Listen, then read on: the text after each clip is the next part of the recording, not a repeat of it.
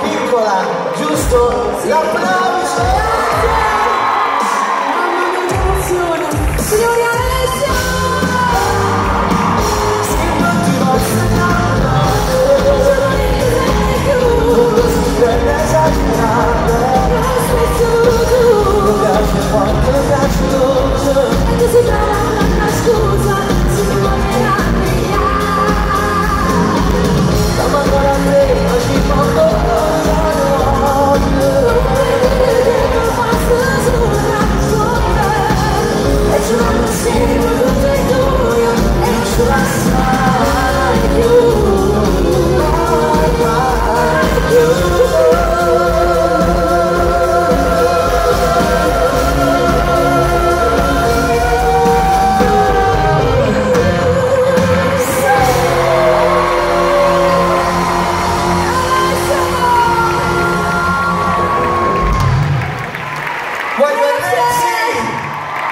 come stai?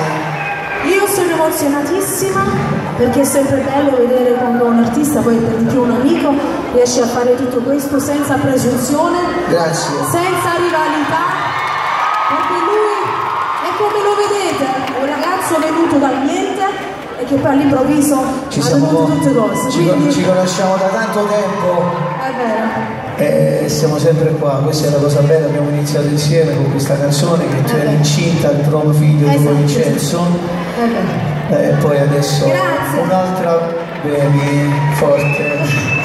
Grazie, io ti auguro altri 100 di questi anni perché lo meriti. Grazie. E poi permettimi, forse a volte non si fa, però lo volevo fare pubblicamente, hai una bellissima famiglia, ti ringrazio, una moglie bellissima qua in prima fila. Niente da invidiare. Mi cambio per la tua famiglia e voglio dirti grazie anche per quello che hai fatto, anche con un piccolo gesto, andare avanti, dare una mano con la tua forza per questo concerto. Grazie. Grazie a tutti, buonasera! Vieni, ti accompagno, dai.